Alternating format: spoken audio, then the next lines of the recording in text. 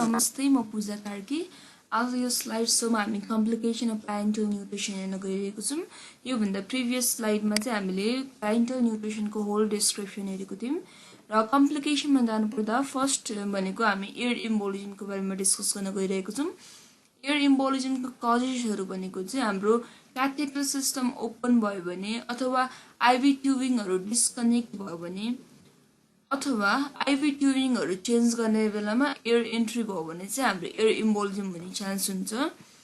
यसको sign and सिम्पटममा भनेको चाहिँ क्लाइन्टले चेस्ट पेनहरू चाहिँ कम्प्लेन गर्न सक्नुहुन्छ, ब्रिदिङ डिफिकल्टिजहरू कम्प्लेन गर्न सक्नुहुन्छ र हामीले हाइपोटेन्सन देख्न सक्छौँ। र पेरिकार्डियममा चाहिँ हामीले अस्कल्टेसन गर्दाखेरि ओभर पेरिकार्डियममा हामीले अस्कल्टेसन गर्दाखेरि चाहिँ हामीले च्युनिङ साउन्डहरू चाहिँ सुन्न सक्छौँ, जुन भनेको चाहिँ एउटा मुभिङ साउन्ड अथवा बबलिङ साउन्ड जस्तो चाहिँ आउन सक्छ। ऱ्यापिड एन्ड विक पल्सहरू चाहिँ देख्न सक्छ र रेस्पिरेटरी डिस्ट्रेसहरू चाहिँ पेसेन्टलाई चाहिँ रेस्पिरेटरी डिस्ट्रेसहरू हुने चान्सेस हुन्छ। यसको इन्टरभेन्सनमा भनेको हामीले आइभी क्याथेटरको सबै पोर्टहरू चाहिँ क्ल्याम्प गर्नुपर्ने हुन्छ। पेसेन्टलाई side lining position with head lower than fit, जसको कारणले चाहिँ हामीले एयर एन्ट्री भएको छ भने त्यसलाई पल्मोनरी सर्कुलेसनमा जानको लागि प्रिभेन्ट गर्न सकिन्छ र डक्टरलाई नोटिफाई गर्नु पर्यो र अक्सिजनहरू चाहिँ एडमिनिस्टर गर्नुपर्ने हुन्छ। प्रिभेन्सन भनेको चाहिँ हामीले सबै क्याथेटर कनेक्सनहरूलाई चाहिँ सेक्योर गर्नुपर्ने हुन्छ। हामीले चाहिँ स्योर छ त्यो क्याथेटर कनेक्सनबाट कुनै पनि एयर पास हुन सक्दैन भन्ने कुरा चाहिँ हामीले स्योर हुनुपर्छ। Clamp the catheter when not in use and when changing caps. यसमा भनेको चाहिँ हामीले क्याथेटरहरू कसरी क्ल्याम्प गर्ने र कसरी क्यापहरू चेन्ज गर्ने भनेको चाहिँ एजेन्सी पोलिसी अनुसार चाहिँ हामीले फलो गरेर त्यो एप्लाई चाहिँ गर्नुपर्ने हुन्छ। र क्लाइन्टलाई चाहिँ valsalva मेन्युरबाट चाहिँ ट्युब चेन्ज र क्याप चेन्जहरू चाहिँ गर्न सकिन्छ, जसमा चाहिँ क्लाइन्टलाई ट्रेन्डेलेनबर्ग पोजिसनमा राखेर हेडलाई चाहिँ अपोजिट डिरेक्सन इन्सर्सन साइडभन्दा अपोजिट डिरेक्सनतिर चाहिँ हेडलाई पोजिसन गरेर हामीले क्लाइन्टलाई चाहिँ ब्रेथ होल्ड गर्ने र बियर डाउन गर्नको लागि चाहिँ कोअपरेट गर्न लगाउने र हामीले चाहिँ त्यसरी ट्युबहरू चाहिँ इन्सर्ट गऱ्यौँ भने क्लाइन्टमा को चाहिँ एयर इम्बोलिजम हुने चान्सेस एकदमै कम हुन्छ। नेक्स्ट भनेको हाम्रो हाइपरग्लाइसिमिया। हाइपरग्लाइसिमिया भनेको चाहिँ जब सोल्युसनमा हाई कन्सन्ट्रेसन अफ डेक्स्ट्रोज हुन्छ हाइपरग्लाइसिमिया हुने चान्स हुन्छ। क्लाइन्टलाई त्यो सोल्युसन एकदमै क्विकली रिसिभ भइरहेछ भने हाइपरग्लाइसिमिया हुने चान्स हुन्छ। सोल्युसन अनुसारको हामीले इन्सुलिनहरू चाहिँ इनफली प्रोड्युस भएन अथवा सप्लाई भएन भने चाहिँ हाइपरग्लाइसिमिया हुने चान्स भयो र इन्फेक्सनले पनि हाइपरग्लाइसिमिया हुने चान्सेस हुन्छ। यसको साइन एन्ड सिम्पटम्समा भनेको पेसेन्टलाई चाहिँ रेस्टलेसनेस, कन्फ्युजन, विकनेस, एफोरेसिस र ब्लड ग्लुकोज लेभल चाहिँ 200 mg/dl भन्दा इलिभेट भएको, excessive thrust, fatigue, small respiration भनेको चाहिँ एउटा लेबर अथवा डिप रेस्पिरेसन्सहरू चाहिँ देख्न सकिन्छ अथवा क्लाइन्ट चाहिँ कोमामा जान सक्छ। यसको इन्टरभेन्सनमा हामीले चाहिँ डक्टरलाई इन्फर्म गर्ने, इन्फ्युजन रेटलाई चाहिँ स्लो गर्ने, अनि अर्को भनेको हामीले ब्लड ग्लुकोज लेभल चाहिँ फ्रिक्वेन्टली मोनिटर गर्नुपर्ने हुन्छ। र नेक्स्ट भनेको चाहिँ हामीले यदि रेगुलर इन्सुलिन चाहिएको छ र प्रिस्क्राइब गरेको छ भने चाहिँ त्यसलाई चाहिँ हामीले टाइममा एडमिनिस्टर गर्नुपर्ने हुन्छ। यसको प्रिभेन्सन भनेको चाहिँ क्लाइन्टको ग्लुकोज इन्टोलरेन्सको हिस्ट्री छ कि छैन त्यसलाई एसेस गर्न सकिन्छ। क्लाइन्ट चाहिँ यदि कर्टिकोस्टेरोइड मेडिकेसनमा छ कि छैन त्यो चाहिँ हामीले हिस्ट्री लिन सकिन्छ, किनकि कर्टिकोस्टेरोइड्सहरूले पनि ब्लड ग्लुकोज लेभल चाहिँ इन्क्रिज गर्ने हुन्छ। अर्को भनेको चाहिँ हामीले चाहिँ बिगिनिङ इन्फ्युजनमा चाहिँ रेट चाहिँ एकदम स्लो गर्नुपर्ने हुन्छ र ब्लड ग्लुकोज लेभल चाहिँ मोनिटर गरिराख्नुपर्ने हुन्छ र इन्सुलिन प्रिस्क्राइब एमाउन्ट अनुसारको इन्सुलिन प्रोभाइड गर्नुपर्ने हुन्छ र एसेप्टिक टेक्निकहरू चाहिँ एप्लाई गर्नुपर्ने हुन्छ, जसको कारणले चाहिँ इन्फेक्सन चाहिँ प्रिभेन्ट गर्न सकिन्छ र हाइपरग्लाइसिमिया चाहिँ अल्टिमेटली प्रिभेन्ट गर्न सकिन्छ। हाइपरभोल्युमिया भनेको एक्सेसिभ फ्लुइड, बडीमा एक्सेसिभ फ्लुइड। यसको कजेसहरू भनेको चाहिँ कस्तो हुन्छ भन्दाखेरि यदि फ्लुइडहरू चाहिँ एकदमै ऱ्यापिडली इन्फ्युज गरेको छ भने हाइपरभोल्युमिया हुने चान्स हुन्छ, अथवा रिनल डिस्फङ्सन छ, किडनीले फ्लुइडहरूलाई चाहिँ एक्सक्रिट गर्न सकिरहेको छैन भने बडीमा एकुमुलेसन हुने भयो र हाइपरभोल्युमिया हुने भयो। हार्ट फेलियरमा चाहिँ के हुन्छ भन्दाखेरि जब हार्टले भेनस रिटर्न राम्ररी हुँदैन र हार्टले चाहिँ पम्प गर्न सक्दैन भनेपछि हाम्रो भेनस रिटर्न राम्ररी नभएपछि सबै बडीहरु स्वेलिङ हुने भयो। हेपाटिक फेलियर भनेको जब लिभर चाहिँ डिस्फङ्क्सन हुन्छ, त्यसले ब्लड सप्लाई भइरहेको भेनबाट ब्लडहरु नलिएपछि ब्याक फ्लो भएर स्टेग्नेन्ट भएर त्यहाँ चाहिँ असाइटिस इडिमाहरु हुने चान्सेस हुन्छ, त्यसले हाइपरभोलिमिया हुने चान्स हुन्छ। साइन एन्ड सिम्पटम्समा भनेको हाम्रो हाइपरभोलिमियाको साइन एन्ड सिम्पटम्स भनेको बाउन्डिङ पल्स हुन्छ, crack on lung auscultation, headache, increase blood pressure, jugular vein distension देखिन सकिन्छ, घाँटीमा भेनहरु चाहिँ एकदमै डिस्टेन्डेड भएको देखिन सकिन्छ, weight gain greater than desire, त्यही भएर चाहिँ हामीले क्लाइन्टको वेटहरु चाहिँ असेस गरिराख्नु पर्ने हुन्छ। इन्टरभेन्सनमा भनेको चाहिँ हामीले आइभी इन्फ्युजनलाई स्लो गर्ने अथवा चाहिँ स्टप गर्ने अकर्डिङ टु प्रिस्क्रिप्सन त्यो चाहिँ गर्न सकिन्छ। डाक्टरलाई नोटिफाई गर्ने, फ्लुइडहरु रिस्ट्रिक्सन गर्ने, डायुरेटिक्सहरु चाहिन्छ भने एडमिनिस्टर गर्ने, अथवा चाहिँ यदि एक्सट्रिम केसेस छ भने चाहिँ हामीले डायलिसिस पनि गर्न चाहिँ सकिन्छ। यसको प्रिभेन्सनको लागि भनेको चाहिँ क्लाइन्टलाई रिस्क अफ हाइपरभोलिमिया छ कि छैन, जस्तै यदि पहिले किडनी डिस्फङ्क्सन, लिभर डिस्फङ्क्सन, हार्टको केही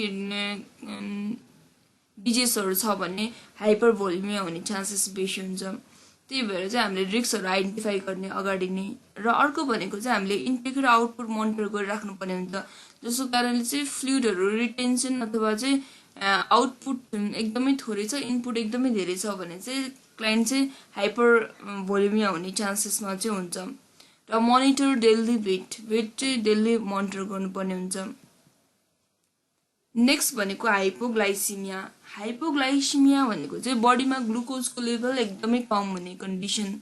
यो भनेको चाहिँ यदि प्यारेन्टल न्युट्रिसन अब्रप्टली डिस्कनेक्ट भयो भने, किनकि प्यारेन्टल न्युट्रिसनबाट चाहिँ जुन ग्लुकोज लेभल बडीमा मेन्टेन भएको हुन्छ त्यही अनुसारको इन्सुलिन लेभल मेन्टेन भएको हुन्छ। यदि हामीले प्यारेन्टल न्युट्रिसन अब्रप्टली डिस्कनेक्ट गर्यौं भने बडीमा ग्लुकोजको लेभल एकैचोटि घट्ने हुन्छ र इन्सुलिनको लेभल चाहिँ जतिको त्यतिमै बस्ने हुन्छ, जसको कारणले चाहिँ बडीमा हाइपोग्लाइसिमिया हुने चान्स बेसी हुन्छ।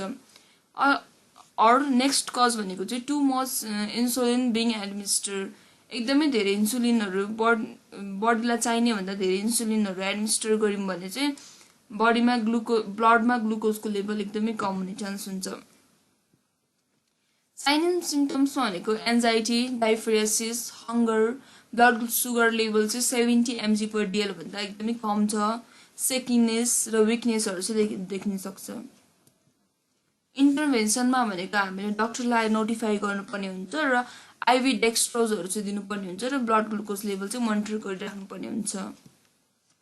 प्रिभेन्सनको लागि भनेको हामीले प्यारेन्टल न्युट्रिसनको सोलुसनलाई चाहिँ एब्रप्टली डिस्कनेक्ट नगर्ने, त्यसलाई चाहिँ ग्रेजुअली डिक्रिज गर्दै गर्दै डिस्कनेक्ट गर्ने र डिस्कनेक्ट गरेपछि क्लाइन्टको यदि सुगर लेभल डिक्रिज छ भने चाहिँ हामीले 10% डेक्स्ट्रोज त्यही रेटमा प्यारेन्टल न्युट्रिसनको रेटमा चाहिँ 1 to 2 आवर्ससम्म चाहिँ दिन सकिन्छ र ब्लड ग्लुकोज लेभल चाहिँ हामीले मोनिटर गरिराख्नु पर्ने हुन्छ। नेक्स्ट कम्प्लिकेसन भनेको इन्फेक्सन। इन्फेक्सन भनेको प्यारेन्टल न्युट्रिसन दिएको साइटमा चाहिँ इन्फेक्सन हुने चान्स चाहिँ एकदमै हाई हुन्छ। त्यही भएर यसमा चाहिँ असेप्टिक टेक्निकहरु चाहिँ युज गर्नुपर्ने हुन्छ। यसको कजेसहरु भनेको चाहिँ poor aseptic technique, catheter contamination अथवा सोलुसनै कन्टामिनेटेड भएर चाहिँ हुन्छ। सोलुसन कन्टामिनेसन हुने चान्स कतिखेर हुन्छ भन्दाखेरि प्रिस्क्राइब टाइम भन्दा धेरै एक्सिड भयो भने, त्यो सोलुसन एडमिनिस्टर गर्नुभन्दा जति टाइम प्रिस्क्राइब गरेको छ त्यो भन्दा धेरै एक्सिड भयो भने चाहिँ कन्टामिनेसन हुने चान्स हुन्छ, किनकि हाइली ग्लुकोज कन्टेनिङ सोलुसन हो जसमा चाहिँ ब्याक्टेरियल ग्रोथ चाहिँ एकदमै ग्रो हुन हाई चान्स हुन्छ।